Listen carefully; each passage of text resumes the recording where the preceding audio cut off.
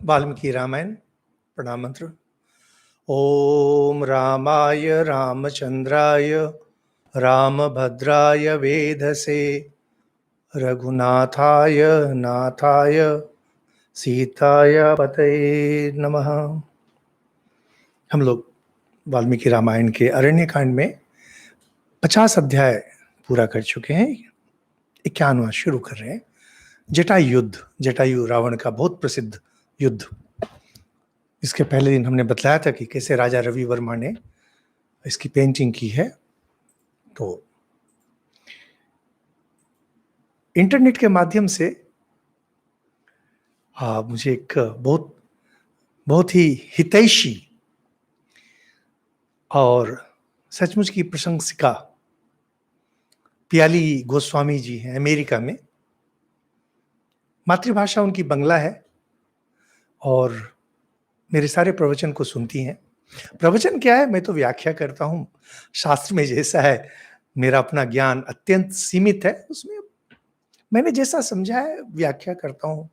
प्रवचन तो पंडित लोग करते हैं, उतना पांडित्य तो खैर नहीं है मुझ में, लेकिन मैं जैसा समझा। तो वो प्याली गोस्वामी जी हर सप्ताह मुझे मेल भेजती हैं। पिछले सप्ताह उन्होंने जितने सारे व्याख्यान सुने, तो आज सुबह सुबह उनका मेल आया। बहुत सुंदर मेल था। उत्कंठा से प्रतीक्षा कर रही हैं जटायु रावण के युद्ध का, और बहुत ही मार्मिक तरीके से उन्होंने लिखा कि जब छोटी थी, वो अभी 60-62 साल की हैं, मैं कभी उनसे मिला नहीं तो यही इंटरनेट के माध्यम से देश विदेश में संपर्क हो जाता है। उन्होंने लिखा कि बचपन में जब अपने पिताजी के पास जटायु रावण के युद्ध के बारे में सुनती थी, बहुत दुख से भर जाती थी।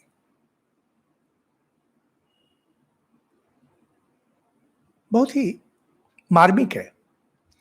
और जैसा कि हम लोग देखेंगे, महाकवि आदि कवि वाल्मीकि जी ने इतना मार्मिक वर्णन किया है इसका, मन कहीं हताश हो जाता है। लेकिन साथ में जो बहुत ही महत्वपूर्ण बात है कि देखिए,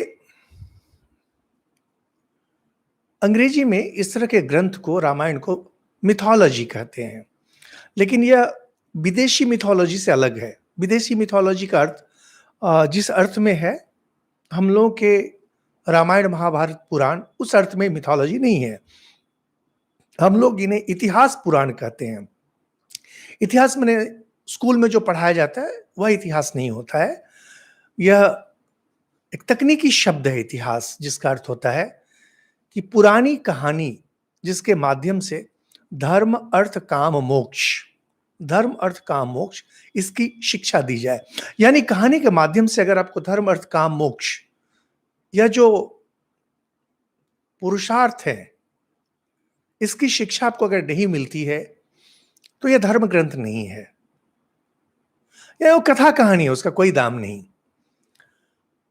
ये जो रामायण है, महाभारत है, हमारे 18 पुराण है, 18 सब पुराण है, इस तरह की जितनी धार्मिक कथाएं हैं, इनका उद्देश्य है कि कहानी के माध्यम से हमें वह शिक्षा दी जाए जिससे कि हम ये जो 4 पुरुषार्थ हैं, इस पर हम लोग और आगे बढ़ सकें और महान बन सकें। लेकिन मिथोलॉजी को जब परिभाषित करते हैं पाश्चात्य पंडितगण, इस समय वे काफी माहिर हैं, कहते हैं कि कुछ ऐसे भाव, कुछ ऐसे विचार साधारणतः जिन्हें शब्दों में व्यक्त नहीं किया जा सकता, या जब शब्दों में व्यक्त किया जाता है तो वह प्रभाव नहीं पड़ेगा, तब कुछ इस तरह के चित्र की रचना की जाती है जिससे वह पूर्ण रूप से प्रभावशाली हो। और इतिहास पुराण में यही हुआ है। इतिहास 2 ग्रंथ हैं, रामायण और महाभारत। पुराण जैसे श्रीमद् भागवत पुराण, शिव महापुराण। अगर आप काफी नजदीक जाकर देखें बारीकी से, तो इतिहास और पुराण में कोई अंतर नहीं नजर आता है। मूल अंतर है कि इतिहास के मूल चरित्र मनुष्य होते हैं और उनके आसपास देवतागण घूम रहे होते हैं, देवी देवतागण घूम रहे होते हैं। पुराण में उल्टा होता है, देवी देवतागण मूल चरित्र होते हैं और मनुष्य उनके आसपास घूम रहे होते हैं। लेकिन इसके अलावे अंतर कर पाना बहुत मुश्किल होता है। जैसे अध्यात्म रामायण देखेंगे, प्लेलिस्ट में है, हमने हिंदी में काफी दूर तक किया था, उसको पूरा नहीं कर सका, देखेंगे कभी समय होगा तो करेंगे। अध्यात्म रामायण, उसमें श्री रामचंद्र जी भगवान हैं, लेकिन उससे अधिक वह ब्रह्मांड पुराण में आता है और ब्रह्मांड पुराण की पूरी कहानी के मूल चरित्र देवी देवता हैं, लेकिन उसमें मनुष्य भी घूम रहे होते हैं। यह जो प्रसंग है इतिहास पुराण, जैसा कि हमने बतलाया कि कुछ बातें हैं जो हम पर उतना प्रभाव नहीं डालती हैं जितना डालना चाहिए। तो कुशल कवि, कुशल लेखक उसका चित्रण इस तरह से करते हैं कि हमें अच्छी तरह से धक्का लगे और हमारे मानस पटल पर वह अंकित हो जाए। जटायु के बारे में कहते हैं 60,000 साल उनकी उम्र है, 60,000 के। और रावण 10 सर। आप लोग बचपन से राम कथा सुनते आए हैं, राम की कहानी जानते हैं, अपनी अपनी भाषा में इन कहानियों को आपने सुना है और बहुत तरह के वर्णन है कि रावण को कैसे 10 सर मिला या जटायु को इतनी शक्ति कैसे मिली। बाद में हम लोग देखेंगे संपाति जटायु के बारे में बोलेंगे। लेकिन जो मूल बात है, दिखाया जा रहा है कि कैसे जटायु जो गृध्र जाति के हैं बूढ़े हो गए हैं और रावण कितनी शक्ति रखते हैं। रावण की शक्ति दिखाने के लिए उपाय यही है कि उसे 10 सर 20 भुजा। तो समझ में आता, हम लोग जब बच्चे थे, जब इस तरह की कहानी सुनते थे, तब लगता था अरे बाबा बहुत शक्तिशाली होंगे, 10 सर 20 भुजा। जटायु 60,000 साल, तब लगता है कि हाँ बूढ़े हैं, क्यों साधारणतः हम लोग देखते हैं 80-90 साल होते होते लोग पार चले जाते हैं, 60,000। लेकिन दुर्भाग्य क्या होता है इतिहास पुराण के साथ, है तो ये शास्त्र धर्म ग्रंथ, लेकिन हम लोग अपनी नादानी में, विशेष करके हिंदी क्षेत्र में इतना बुरा हाल है। एक सज्जन अभी यूट्यूब में हमसे भिड़ गए, राजा दशरथ की आयु 60,000 साल की थी, जो यही जटायु 60,000 साल के हैं, उनके मित्र हैं। और दुख होता है देख करके कि क्या हम लोग सच में व्यास वाल्मीकि के वंशधर हैं? क्या सच में हम लोग उन्हीं ऋषियों के वंशधर हैं जिन्होंने हमें वेद और उपनिषद दिया है, जिन्होंने रामायण और महाभारत में दिया? आज हमारे इतिहास का ज्ञान, साहित्य का ज्ञान, भूगोल का ज्ञान, विज्ञान का ज्ञान, औषधि का ज्ञान, समस्त ज्ञान केवल इतिहास, ये जो पुराण और इसमें बंधे रह गए। समाज कितना आगे चला गया है, युक्ति कितनी आगे चली गई, इस पर भी अब लोग हमसे भिड़ेंगे। आश्चर्य है, इतने भारत में आज विश्व में सबसे अधिक विश्वविद्यालय हैं। भारत में जितने विश्वविद्यालय हैं, किसी भी देश में इतने विश्वविद्यालय नहीं है। और पढ़े लिखे लोग इंटरनेट जानते हैं, अंग्रेजी में लिखना जानते हैं, और तब भी यही इस इतनी साधारण बात को लेकर के बहस करते हैं। राजा दशरथ की आयु 60,000 साल। अरे नहीं, सब रूपक है, एक भाव को हमारे सामने व्यक्त करने के लिए। लेकिन मूल भाव क्या है? मूल है धर्म। हमने कहा धर्म अर्थ काम मोक्ष। धर्म है जो स्वर्ग प्राप्ति कराने में सक्षम होता है, यह हमारी जीवन धारा होती है। अर्थ जो न्यायपूर्वक जब धन अर्जन किया जाता है उसे अर्थ कहते हैं, न्यायपूर्वक। काम न्यायपूर्वक जिन भोगों का सेवन किया जाता है उन्हें काम कहा जाता है। और मोक्ष जहां सब कुछ के आप पार चले जाते हैं, जन्म मृत्यु के पार, पुनर्जन्म पुनर्मृत्यु, सब कुछ के पार। धर्म, धर्म क्या है? ये धर्म ग्रंथ है, वाल्मीकि रामायण धर्म ग्रंथ है, कथा कहानी नहीं है। अभी हमारे एक श्रोता ने लिखा, थोड़ा जल्दी बोलना सीखिए। अरे जल्दी बोले, आप सीरियल देखिए, आप इसमें क्यों आते हैं? यहां पर हम व्याख्या कर रहे हैं, और यूनिवर्सिटी का है कोर्स, हम लोग अब यूनिवर्सिटी में पढ़ा रहे हैं इसको। संजोग है कि अभी यूट्यूब में हम लोग इसको डाल दे रहे हैं। और अगर तेजी से आपको पढ़ना है तो अमर चित्र कथा पढ़िए, फिर इसको क्यों सुनना है?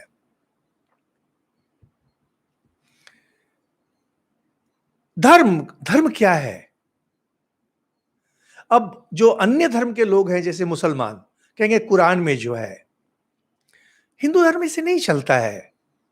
हम लोग किसी एक ऋषि की बात में बंधे हुए नहीं हैं, किसी एक पुस्तक में हम लोग सीमित नहीं हैं कि बस यह लक्ष्मण रेखा खींच दी गई।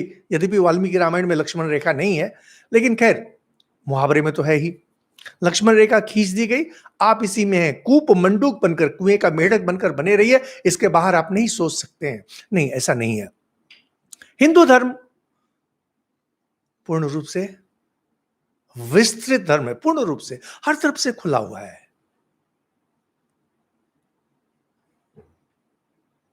खुला आसमान, खुली धरती, खुली हवा, सब कुछ खुला हुआ। लेकिन इसमें समस्या होती है कि अगर लोग बुद्धिमान नहीं है, बुद्धि से भी बढ़कर के धीमान नहीं है, जिनमें धी नहीं है, वहां यह जो अतिरिक्त स्वाधीनता है, कभी कभी यह बर्बादी का कारण हो जाता है। स्वाधीनता, स्वाधीनता बहुत महत्वपूर्ण चीज है, क्योंकि यह व्यक्ति के विकास में सहायक होती है। लेकिन अगर अपने आप को आप संभाल करके नहीं रखे तो गलत भी हो जा सकते हैं। नदी बहती है क्योंकि वह स्वाधीन है, बांध, उसे अगर बांध दिया जाए तो बह नहीं सकती है। लेकिन पानी अगर कम है तो नदी बनकर पानी बहता नहीं, फैल के सूख जाता है। वर्तमान हिंदू धर्म यही है। बहुत दुख होता है देख करके। पूर्वजों की ओर देखिए, पूर्वजों की ओर देखिए, देखिए क्या ज्ञान हम लोग के लिए छोड़ के गए हैं, और हम लोग इसे पढ़ते तक नहीं है। और आज भारत का समस्त ज्ञान वो सीरियल से आता है, रामायण का। इससे बढ़ के दुख क्या होगा? धर्म को जब परिभाषित करते हैं, वेद में, उपनिषद में, महाभारत में, विशेषकर महाभारत में अलग अलग तरह से इसका वर्णन किया गया है। महाभारत में यक्ष और युधिष्ठिर संवाद में यक्ष युधिष्ठिर को पूछते हैं। अब आप में से जो कम उम्र के उनको पता भी नहीं होगा यक्ष युधिष्ठिर संवाद क्या है। अब कितनी व्याख्या करें, देख लीजिएगा, इंटरनेट में खोज लीजिएगा क्या है। यक्ष पूछते हैं का पंथा, पथ क्या है? युधिष्ठिर बोलते हैं महाजनों ये गतः सपंथा, महापुरुष जिस पथ पर गए हैं। हिंदू धर्म यही है। आप दो चार महापुरुष को अपने जीवन में मान लेते हैं, माँ, पिताजी, आचार्य, या गांव में जब थे वहां पर जो कोई पंडित ब्राह्मण है वो जैसा कहते हैं वही धर्म है। और वे स्वयं अपने आचार्य के पास सुने हुए हैं। यह परंपरा शुरू होती है वेद से। मनु बाबा, मनुस्मृति में, यह भी दुर्भाग्य, आजकल देखेंगे भारत में मनु का नाम अगर कोई ले ले तो बस हो गया, उस पर तो एकदम कीचड़ थोप दिया जाएगा। और जो लोग थोपते हैं उन्होंने कभी मनुस्मृति तो पढ़ी नहीं है। मनुस्मृति कितनी उदात्त पुस्तक है, लोगों को पता तक नहीं है। एक बार खोल करके देखिए, कहेंगे शूद्र विरोधी है, नारी विरोधी है। अरे खोल करके देखिए क्या बोल रहे हैं, क्यों बोल रहे हैं। मुझे बहुत मन है कि एक बार हिंदी में थोड़ा मनुस्मृति लें, लोगों को कम से कम पता चले कि है क्या इसमें। नादानी की एक सीमा होती है, लेकिन भारत में तो हम लोग हर चीज की इस सीमा को पार कर जाते हैं, कर्तव्य निष्ठा को छोड़ के। अपना जो कर्तव्य है उसको तो नहीं करते, लेकिन बाकी सब कुछ में, जहां तक नीचे गिरने का सवाल, अब इसके नीचे कहां जाएगा भारतवर्ष, भगवान नहीं, पता नहीं। मनु कहते हैं, बहुत सुंदर धर्म को परिभाषित करते हैं कि वेद में और स्मृतियों में स्मृति ग्रंथ, जैसे मनुस्मृति आदि, इन्हें स्मृति ग्रंथ कहा जाता है। महाभारत को भी स्मृति ग्रंथ कहा जाता है। 4 वेद, यजुः, ऋक्, साम, अथर्व, और साथ में उनके जो उपनिषद हैं, उनके अलावा जितने भी धर्म ग्रंथ हैं उन्हें स्मृति कहा जाता है। उस तरह से वाल्मीकि रामायण भी स्मृति ग्रंथ ही है। तो कहते हैं वेद से, स्मृति से, और सबसे बड़ी बात है सदाचार। महाभारत में जैसा अभी हमने कहा, युधिष्ठिर बोलते हैं यक्ष को, महाजनो येन गतः सपन्था, बड़ों से आपने जो सुना है वही धर्म है। लेकिन सबसे बड़ी बात कहते हैं अंतरात्मा, आपकी अंतरात्मा क्या कहती है। श्री रामकृष्ण देव कहते हैं जिस कार्य को करने से या नहीं करने से मन में थोड़ा संदेह आए,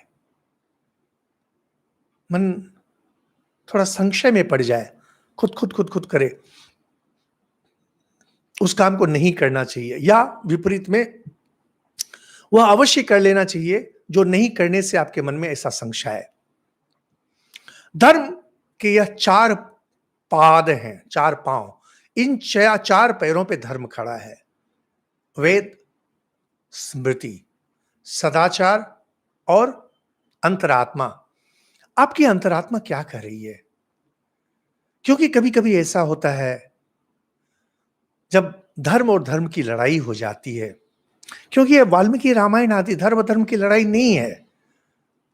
श्री रामचंद्र जी कहेंगे कि मैं ठीक हूं, अभी देखेंगे रावण कहेंगे कि मैं ठीक हूं, मेरे खरदूषण को मारा गया, मेरी बहन के नाक कान काट दिए गए, मैंने बदला लिया और मैं राजा हूं, वन प्रांत मेरा है, मैं जिसको चाहूं उठा लूं। यह एक तरह से व्याख्या रावण कर रहे हैं, दूसरी तरह से व्याख्या श्री रामचंद्र जी कर रहे हैं।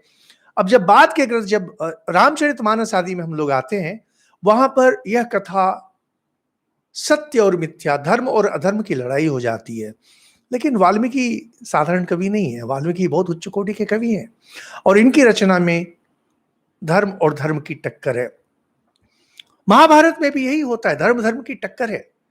जब मूल महाभारत पढ़ेंगे तो आपको समझ में नहीं आएगा पांडव सही है या कौरव सही है। अमर चित्र कथा पढ़ करके आपका ज्ञान चाहे जो, और सीरियल देख के चाहे जो ज्ञान हो, जीवन ऐसे नहीं चलता है। जीवन में हर पद पे धर्म धर्म की टक्कर नहीं होती है, जीवन में हर पद पर धर्म और धर्म की टक्कर होती है। वहां पर अंतरात्मा की आवाज, और इसीलिए श्री कृष्ण ने कहा महाभारत युद्ध के पहले, मैं युद्ध नहीं करूंगा, क्योंकि उन्हें पता था कि दोनों सही है। उन्होंने कहा मेरी सेना चाहे तो जा सकती है, मैं नहीं।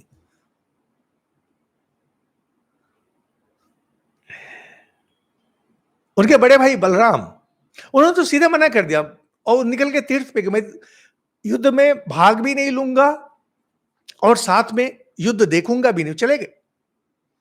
और बाद में जब अंतिम लड़ाई जब हो रही है, भीम दुर्योधन गदा युद्ध, घूमते घामते जब वापस आते हैं तो श्री कृष्ण जी बहुत डांटते हैं बलराम जी को, जब युद्ध का समय आप तो चले गए तीर्थ करने के लिए। क्योंकि उन दोनों को पता था कि यह धर्म और धर्म की लड़ाई है, धर्म अधर्म की लड़ाई नहीं है। तो यह जो इतने सारे धर्म ग्रंथ हैं, क्या बोलना चाहते हैं, कहना चाहते हैं। मैंने छोटी सी पुस्तक लिखी, द हिंदू वे, उपलब्ध है, आप लोग अगर पढ़ना चाहें खरीद ले सकते हैं। छोटी सी किताब है जिसमें कि मैंने सारे हिंदू धर्म का सार मैंने वहां रखा है। Be pure, keep others pure. आप पवित्र बने, आपके सामने जो भी है उन्हें पवित्र बनाएं, उन्हें पवित्र रखें। हिंदू धर्म का सार यही है, पवित्रता, और कुछ नहीं है।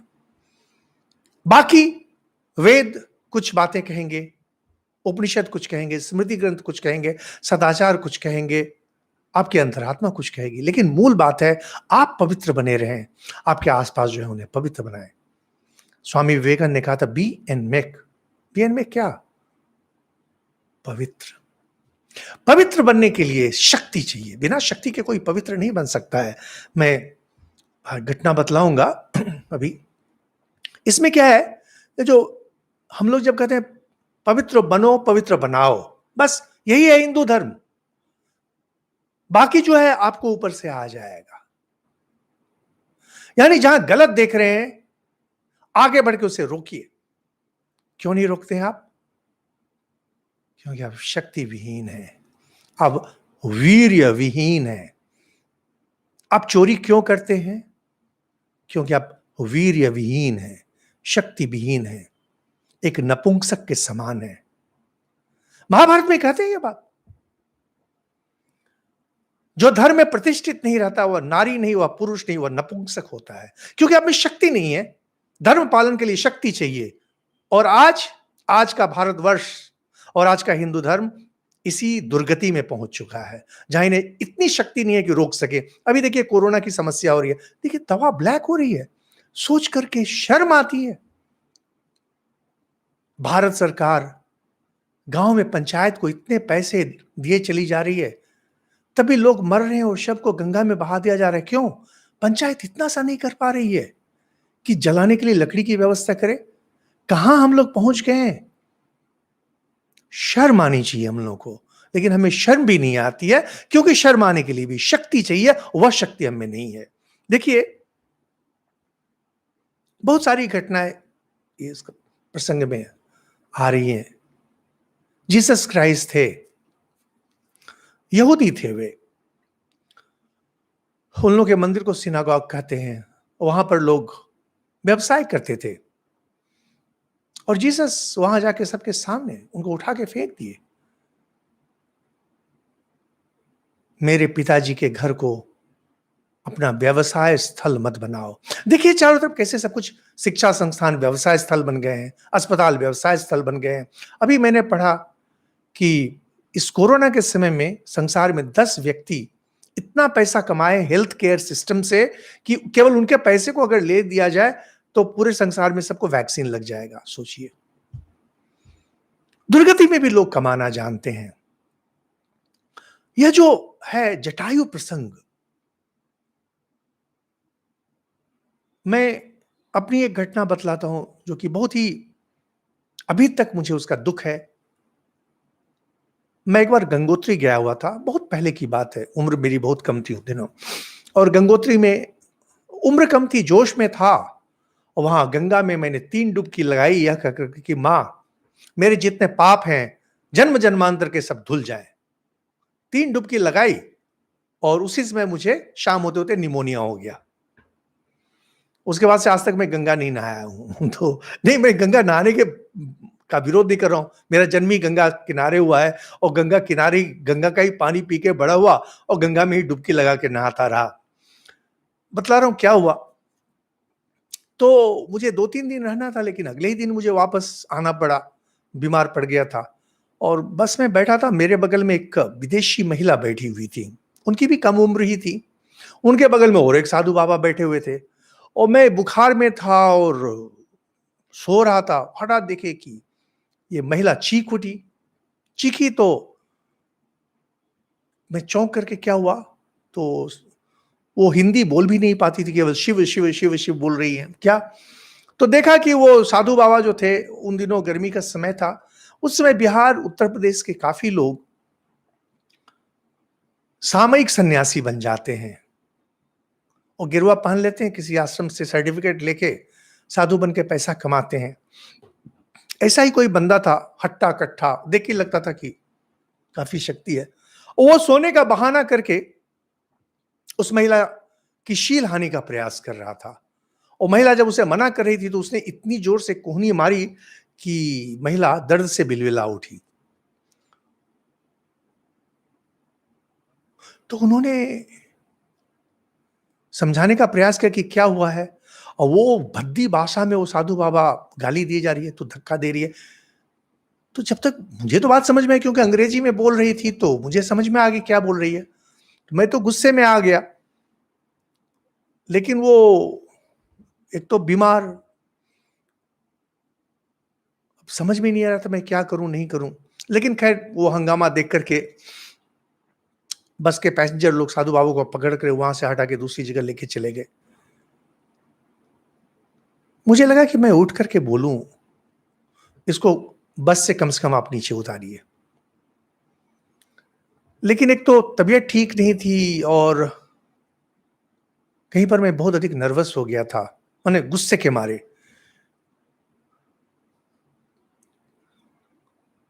बहुत क्रोध रहा और आज भी मुझे दुःख है कि मुझे कुछ कड़ा करना चाहिए था उस समय।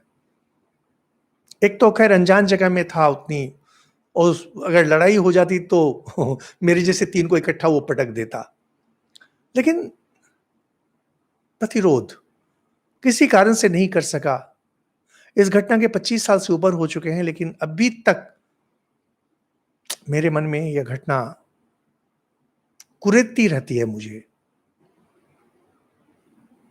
जटायु ने यही किया था। जटायु को पता है कि वो रावण से नहीं लड़ सकेगा, जीत नहीं सकेगा, लेकिन ये अन्याय को हम नहीं सहन करेंगे। इस पवित्रता को, ये जो पवित्रता है,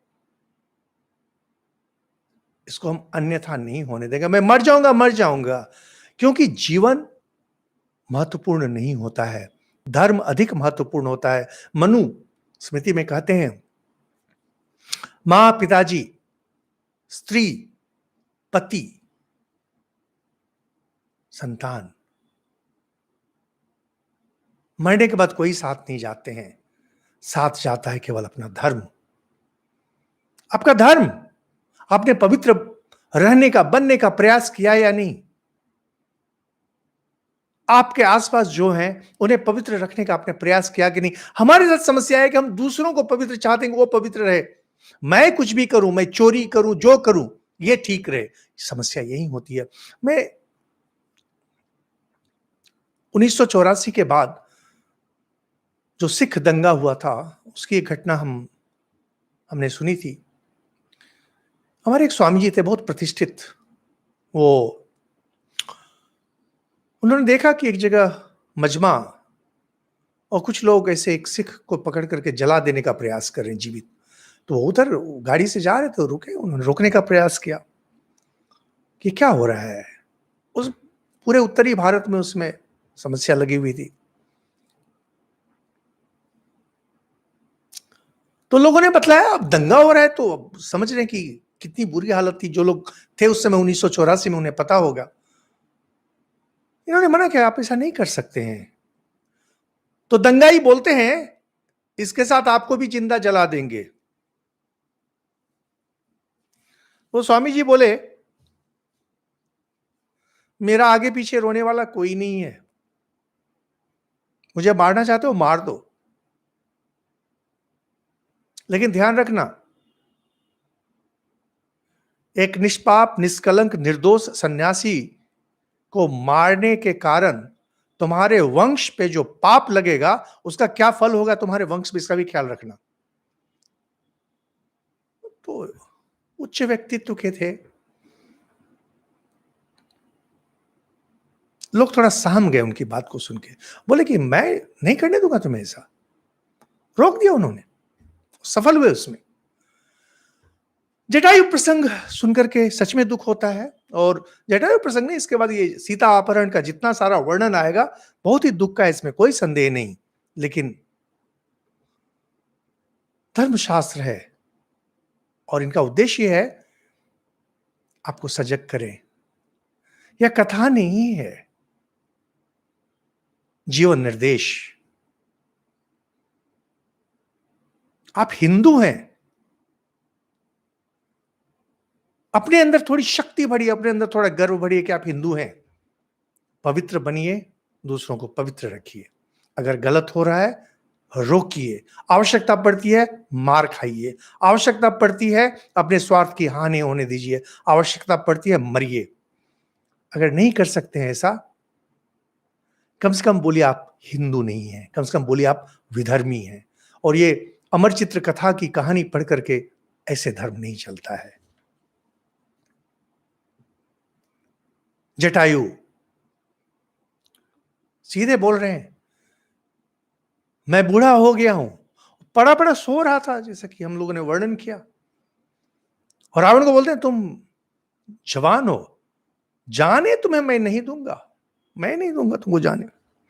और बस कहते हैं कि दोनों में भयंकर युद्ध होना शुरू हुआ। और वाल्मीकि जी कहते हैं कैसे, वातो भूत तयोर मेघ योर गगने, आकाश में जैसे दो मेघ खंड टकरा रहे हो, बिजली कड़कती है उसी से। जो फिजिक्स जानते हैं उनको पता होगा, मेघ खंड जब टकराते हैं तो बिजली। और रावण अपने 20 हाथ से विभिन्न अस्त्रों की वर्षा करना शुरू किए, और अलग अलग अस्त्रों के नाम हैं, नालीक, नाराज आदि, विकर्णी। जटायु उन अस्त्रों का आघात सह लिए और अपने चोंच और पंजों से रावण को भी उन्होंने घायल कर दिया। दोनों एक दूसरे से भिड़े हुए ना।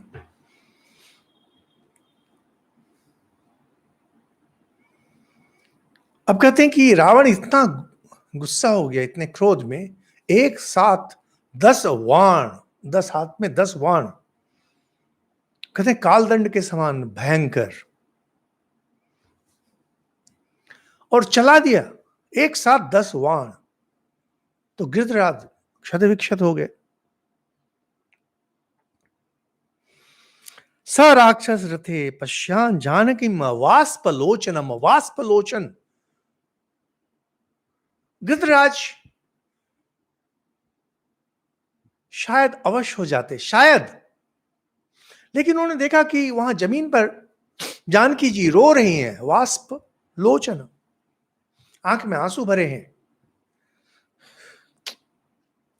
बस उसको देख करके फिर से जटायु बोले कि ठीक है, जान जाए जाए जाए, अपनी जान की परवाह नहीं करके फिर से भिड़ गए। यही इसी के बारे में मैं कह रहा था। हमारे स्मृतियों में कहा गया है कि दूसरे की रक्षा करना सबसे महत्वपूर्ण है।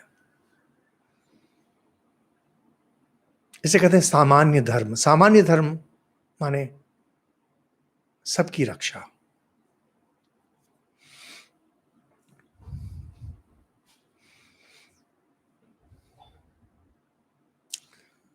जटायु बुरी तरह से आहत हो गए हैं, लेकिन वो सीता को देख करके उन्हें फिर से एक, जैसे एक अंतिम शक्ति उनकी जग उठी, उड़े और जाकर के उनके धनुष को अपने पैरों से तोड़ दिया। शक्तिशाली थे ना। अब देखेंगे, कभी अगर देखेंगे दो चिड़िया की लड़ाई, तो देखेंगे वो लोग सीमित शक्ति में कितनी बुरी तरह से लड़ते हैं। यही इसका वर्णन है, ये उसको आक्रमण कर रहे हैं, उसको आक्रमण कर रहे हैं।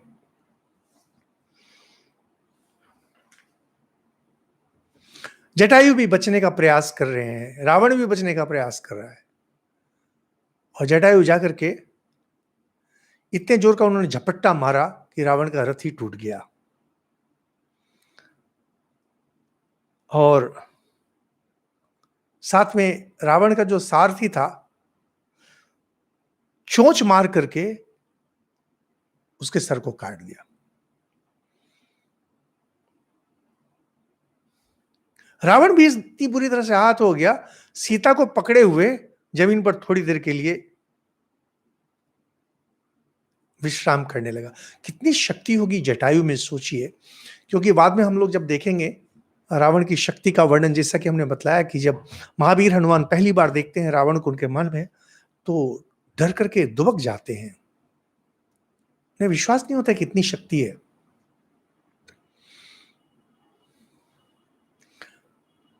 बॉक्सिंग में जैसे होता है कि लोग गिर जाते हैं ना, काउंट डाउन होता है 1 2 3 करके, उधर जटायु भी बिल्कुल थक गए, उनसे भी नहीं उठा जा रहा है, दोनों योद्धा। बस रावण उड़ करके सीता को लेकर चले।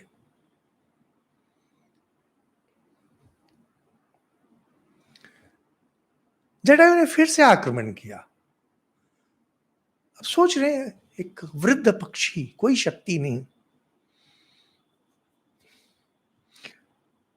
कहते हैं कि वज्र संस्पर्श बाणस्य भार्याम रामस्य रावण। रामचंद्र जी के जो वाण है वज्र के समान है, उनकी भार्या सीता। इसको तुम ले जाने का प्रयास कर रहे हो इसलिए कि तुम्हारा जो राक्षस कुल है इनका सबका वध हो जाए। प्यासा व्यक्ति जिस तरह से पानी पीता है उसी प्रकार तुम विष पान कर रहे हो, तुम्हें समझ में नहीं आ रहा है।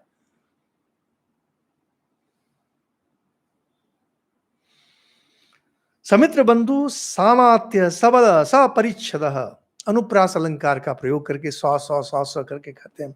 विषपानम पिबस्य तत् पिपासित इवोदकम, प्यासा व्यक्ति जैसे पानी पीता है तुम वैसे ही विषपान कर रहे हो सीता को ले जाकर।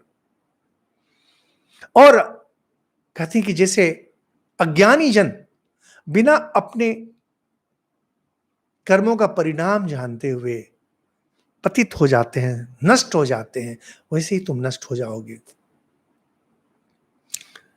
बहुत प्रसिद्ध बौद्ध ग्रंथ है Milinda Prashna, Milinda Panha, questions of king Melinda.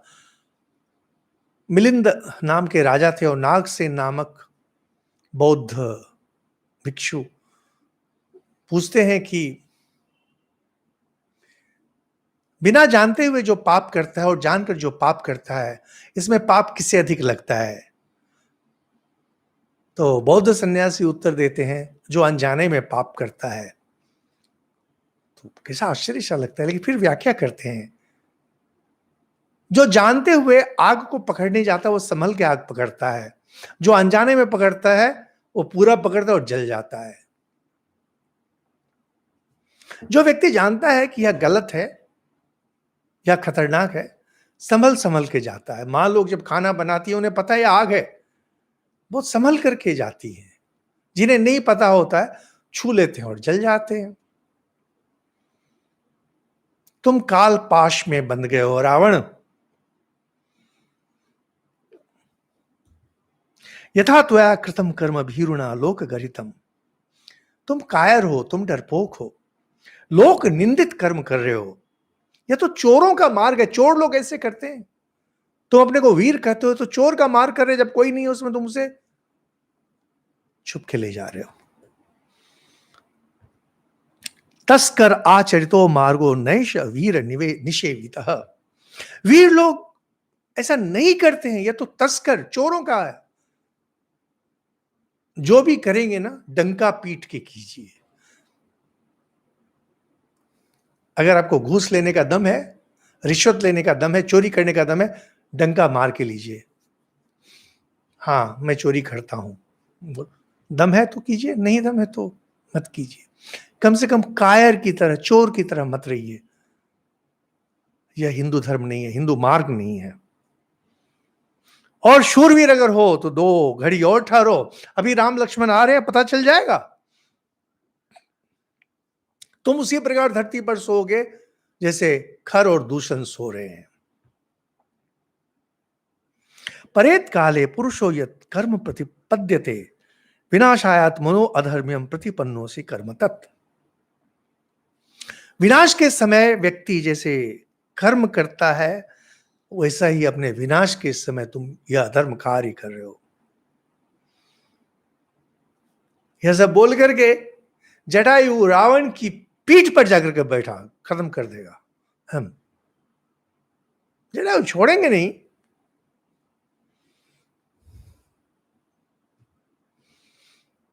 उदाहरण देते हैं वाल्मीकि कैसे कि किसी दुष्ट हाथी के सर पर जाकर के महावत बैठ करके अंकुश से उसे रोकता है। हाथी बहुत बलवान होता है, लेकिन उसके मस्तक में एक जगह है जो मर्म स्थल बोलते हैं, उसे मारते तो हाथी नियंत्रण में आ जाता है।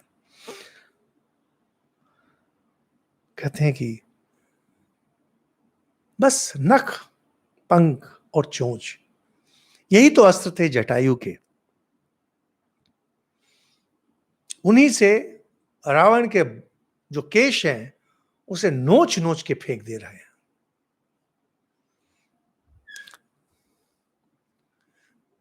रावण क्रोध में आ गए और सीता को उन्होंने बाईं गोद में पकड़ा, 20 हाथ हैं तो बाईं गोद में पकड़ा और जटायु को तमाचे से मारा।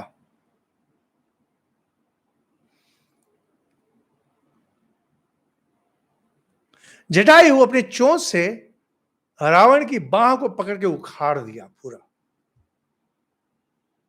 एक, दो, संचिन्न बाव सद्यो वै बाव सहसा भवन, इसे बोलते हैं क्रिएटिविटी।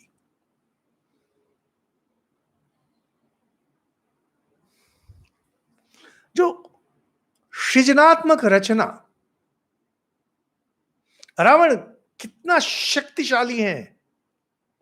कहते हैं कि उसकी बाह को उखाड़ के फेंक दे रहे हैं जटायु, और तुरंत कहते हैं कि सांप की बांबी जैसे होती है, सांप जहां रहता है, एक सांप निकला, उसके बाद दूसरा सांप निकला, तीसरा सांप निकला, उसी तरह से तुरंत एक बाह उखड़ गई, तुरंत उसकी दूसरी बाह निकल आई। अमर है।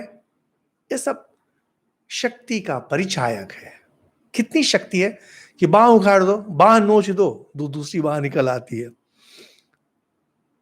हम लोग जब बदमाशी करते थे बचपन में, ऐसे ही एक बदमाशी छोड़ दिए, तुरंत दूसरी बदमाशी आ जाती थी।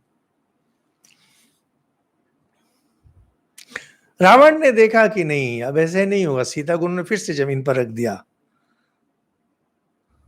और तलवार निकाल करके जटायु के पहले तो दोनों पंख काट दिए, फिर पैर, फिर पार्श्वभाग, बिल्कुल अपंग बना दिया हर तरह से। पंख पश्चात, कोई भी पक्षी जब उड़ता है तो उसके जो दोनों डैने होते हैं और पश्चात भाग, इन्हीं की सहायता से कोई भी पक्षी उड़ता है।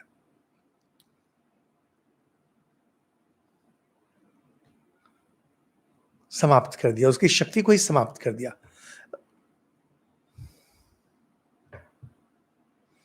सच्छिन्न पक्ष सहसा रक्षसा रौद्र कर्मणा निपपात महागृद्रो धरणियाम अल्पजीवितः।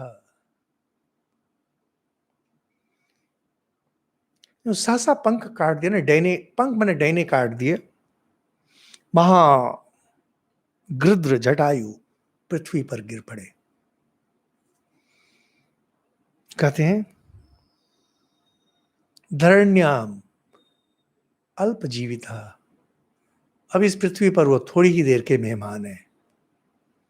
जटायु, जटायु की एक लीला समाप्त, लेकिन वो मरे नहीं थे, जैसा कि हम लोग बाद में देखेंगे।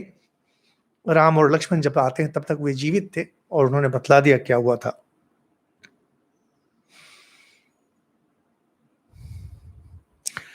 तम दृष्ट्वा पतितम भूमो क्षर जार्द्रम जटायु सम। सीता जी जटायु को अपने संबंधी के समान देख रही हैं और जटायु को इस तरह से पड़ा देखकर के दौड़ पड़ी उनकी ओर व्याकुल होकर, और समझ रही कि मेरे लिए इन्होंने इतना कुछ किया।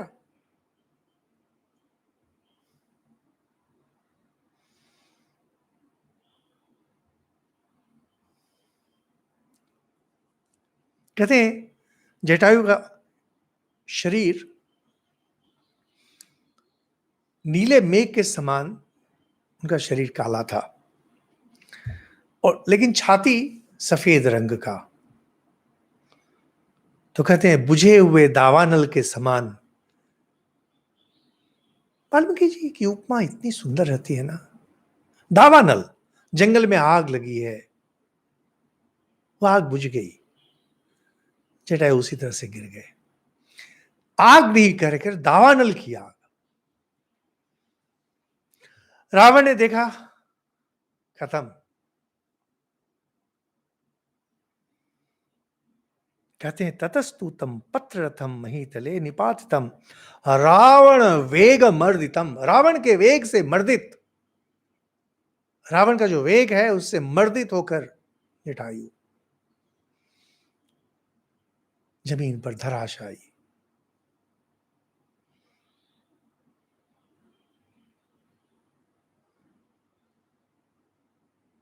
सीता जी जटायु से लिपट करके रोने लगी।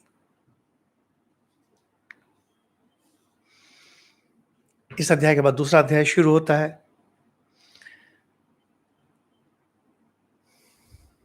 जटायु, जटायु का प्राण अब कुछ ही देर के लिए है। निमित्तम लक्षणम स्वप्नम शकुनीश्वर दर्शनम।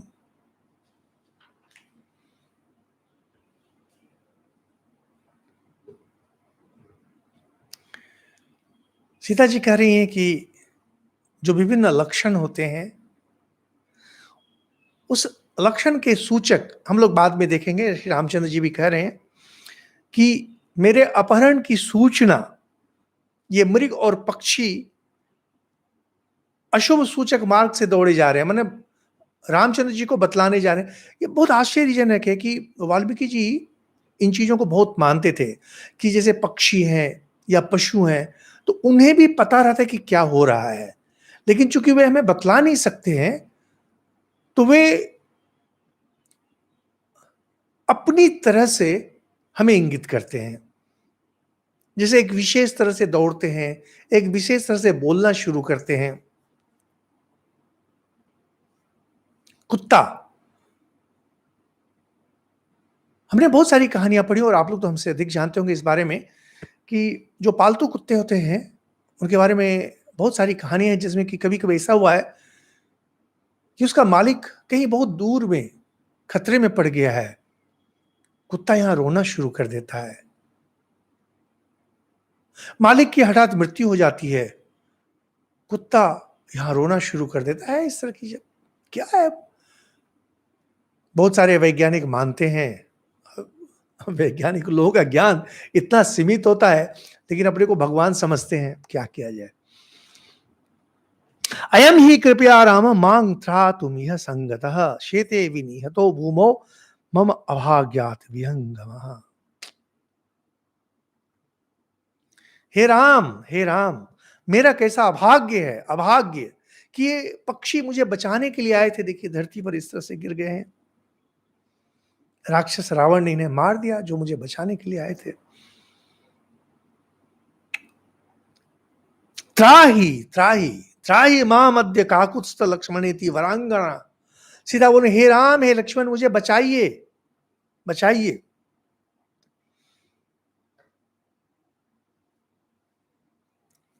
सीता जी के शरीर पर जो फूल माला थी सब मसल गई है, आभूषण छिन्न भिन्न हो रही हैं, अनाथ की भांति विलाप कर रही हैं। और उस अवस्था में रावण उनकी ओर दौड़ा सीता को पकड़ने के लिए। सीता जी बचने के लिए दौड़ करके वृक्षों से लिपट जा रही है कि खींच करके नहीं ले जा सके, लेकिन जिसने जटायु को ही मार दिया उस सीता को क्या छोड़ेगा। मुंच मुंचेति बहुशः प्रापताम राक्षसाधिपः। मुंच, बचाओ बचाओ, पेड़ों को पकड़ करके बोल रही है मुझे बचाओ, मुझे बचाओ।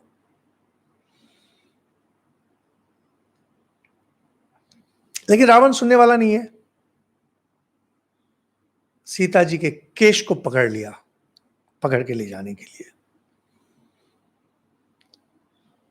यह देख करके कहते हैं जगत सर्व ममर्यादम तमसा अंधेन संवृतम। कहते हैं पूरा संसार, पूरा जगत मर्यादा रहित हो गया। ये बहुत महत्वपूर्ण चीज है, इसी के बारे में मैं शुरू में बोल रहा था। पवित्रता, मर्यादा, मर्यादा, मर्यादा में रहें और दूसरों को मर्यादा में रहने के लिए बाध्य करें, यही हिंदू धर्म है। कहते हैं पूरा संसार अंधकार से आच्छन्न हो गया और मर्यादा रहित, वायु की गति रुक गई, सूर्य मंद पड़ गया। उधर ब्रह्मा जी स्वर्ग में बैठकर कह रहे हैं कि बस अब कार्य सिद्ध हो गया, क्योंकि ब्रह्मा जी को पता है, ब्रह्मा जी ने ये पूरी कहानी रची। अब तो रावण का निधन निश्चित है। रावण के अत्याचार से वो भी परेशान थे और उन्होंने ही वर दे के रखा था। जो दर्शक हैं उन पर अलग अलग प्रतिक्रिया होती है, लेकिन वहां जो महर्षि थे, जितने सारे दंडकारण्य में जो रहते थे, वे लोग सभी, उन्हें लगा कि अब तो रावण का विनाश निश्चित है, तो वे लोग तो बहुत खुशी से भर गए। ये देखिए, सीता जी पर यह अत्याचार हो रहा है, लेकिन ऋषिगण खुश हैं कि अब तो रावण मरेगा। सा सतु ताम राम रामेति रुदतिम लक्ष्मणेति। राम राम लक्ष्मण लक्ष्मण करके रो रही हैं सीता जी। लेकिन रावण ने पकड़ लिया था सीता को, आकाश मार्ग से ले चला। अब कहते हैं सीता जी के शरीर पर सोने के आभूषण भरे हुए थे। तो यहाँ हम अलग अलग वर्णन करते हैं, और वाल्मीकि जी वर्णन करने में, जब सौंदर्य का वर्णन करते हैं, बहुत सुंदर ढंग से करते हैं कि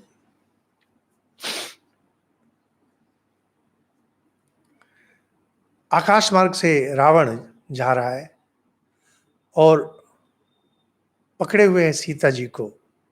तो कहते हैं कि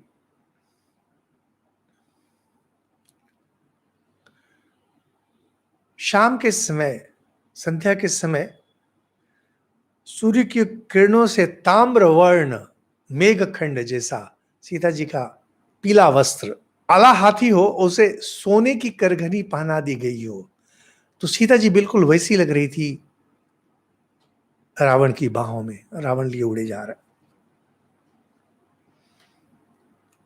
सीता जी के सिर से केस गिरे चले जा रहे हैं। मैं, ये सब वर्णन है इसमें, एक ही तरह की बातें हैं, अलग अलग तरीके से बोली गई, इस पर हम लोग बहुत अधिक नहीं कर रहे हैं। कहते हैं कि जानकी जी के शरीर पर जो आभूषण है टूट टूट कर गिर रहे हैं।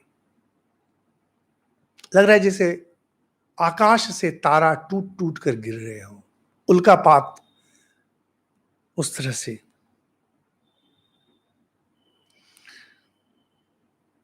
उनका एक हार छाती के बीच में से गिरा तो कहते हैं कि लगा जैसे गगन मंडल से गंगा उतर रही हो।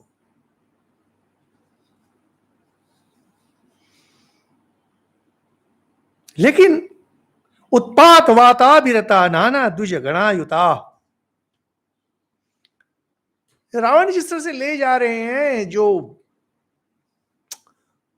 उस कारण से जो वायु के झकोरे हैं, तेज हवा, उसमें पक्षी सब कोलाहल कर रहे हैं, मानो अपने सिर को हिला हिला करके पक्षीगण बोल रहे हैं, मां भय इति, मां भय इति, मां भय, डरो मत डरो मत डरो मत, मां भय मां भय मां भय, भय मां भय, डरो मत डरो मत, मां भय। मां भय बहुत सुंदर शब्द है, और जीवन में इसको अपना मूल मंत्र बनाना चाहिए। मां भय, डरिए मत, स्वयं भी नहीं, दूसरों को भी मत डराइए। कोई डरा हुआ है, उसके डर को दूर कीजिए। अभी यह देख रहे हैं, दुर्दिन आया हुआ है पूरे विश्व में, भारत पर। अपने को बोलिए मां भाई डरो मत, दूसरों को बोलिए डरो मत। क्या होगा? मरेंगे मरेंगे, कष्ट होगा होगा, जीवन का नियम है, तो डरना क्यों है? अरे क्या होगा, मरेंगे ही ना, तो इसमें डरने का क्या है? डरना क्यों है? मृत्यु को अगर आप रोक सकते हैं रोक लीजिए, तो डरना क्यों है? अपने इमोशंस को क्यों सामने आने देते हैं? डरना क्यों है? मां भय मां भय।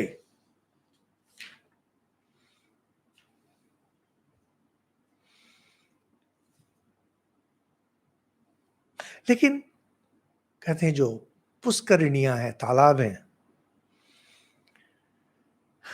उत्साहहीन हो गई हैं, मानो वे लोग सीता को अपनी सखी मानकर उनके दुख में दुखी हो गई हैं।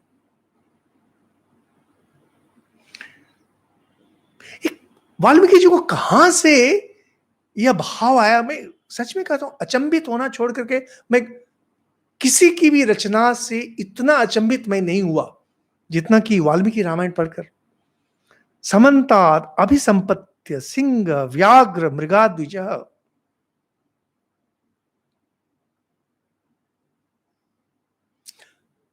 वन के पशु रावण पर रोष कर रहे हैं, क्रोध में हैं। सिंह, व्याघ्र, नबाग, मृग, पक्षी सीता की परछाई का अनुसरण करते हुए दौड़ रहे, पशु पक्षी सब दौड़ रहे हैं, लेकिन बच करके कि कहीं रावण की दृष्टि नहीं पड़ जाए, डर डर करके उसके पीछे पीछे पीछे, पीछे भाग दौड़ते चले जा रहे हैं। पता नहीं किसी, ये जो कल्पना है कवि की,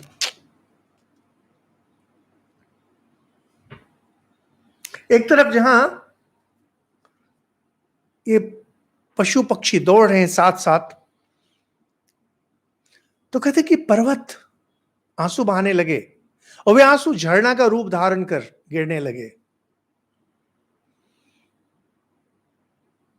ह्रियमाणाम तो वैदेहीम दृष्टवा दीनो दिवाकर, दिवाकर दीन हो गए, सूर्य की कांति धीमी पड़ गई, उनकी प्रभा ही नष्ट हो गई, मुखमंडल पीला हो गया।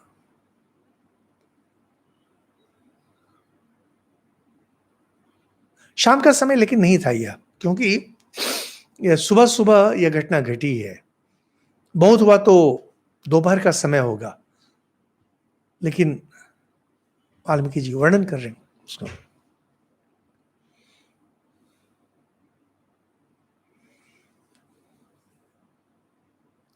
सभी प्राणी विलाप कर रहे हैं। नास्ति धर्म कुतः सत्यम नार्जवम ना संसता यत्र रामस्य वैदेहीम सीताम हरति रावण।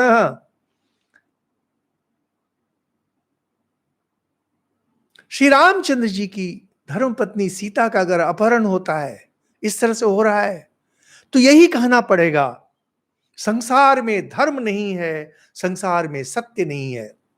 देखिएगा, आजकल लोगों की आदत हो गई है कहने की कलयुग आ गया, कलयुग आ गया, कलयुग आ गया।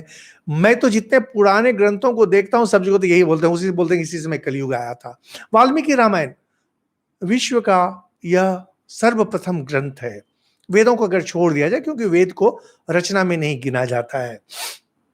वेद बिल्कुल अलग चीज है, वेद कहते हो तो ईश्वर की सृष्टि है, लेकिन जहां ग्रंथ, आदि ग्रंथ, रचना, तो वाल्मीकि जी की रामायण सबसे पुरानी कृति है।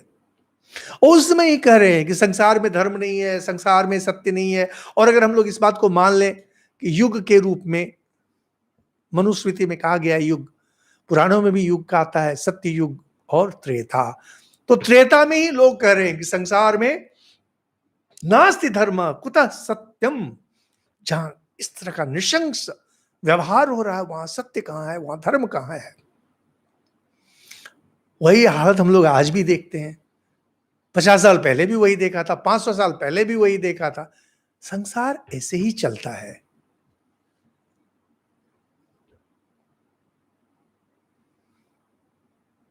लोग ऐसे ही रहेंगे, लोग नृशंस रहेंगे, लोग कापुरुष रहेंगे, कायर रहेंगे, बदमाश रहेंगे। आप अपने धर्म को देखिए, महान बनिए, दूसरों को महान बनाइए। मां भय, मां भय, पवित्र बनिए, पवित्र बनाइए। कहते हैं कि न तो सरलता है और न दया है, संसार नष्ट। वन देवता जितने सारे हैं, देख करके थर थर कांप रहे हैं डर के मारे। रावण के सामने वन देवता, अरे इंद्र ही नहीं है तो वन देवता का क्या है।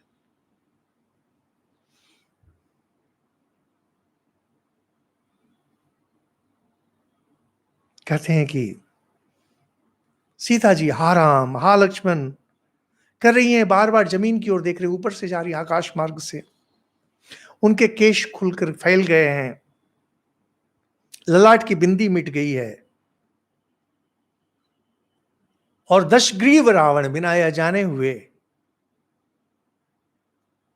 कि वह अपने विनाश की ओर दौड़ा उड़ा चला जा रहा है।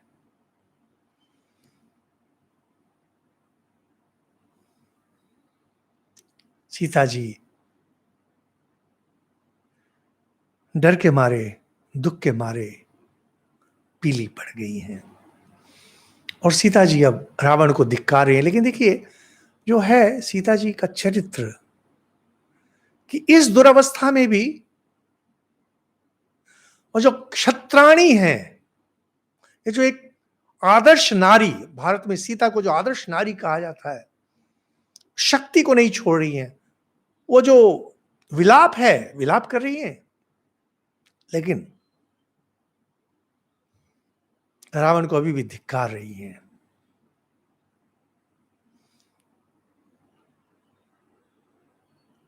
अपने अंदर में जो शक्ति है, शक्ति को जाने नहीं दे रही है। इसे हम लोग अगले दिन देखेंगे।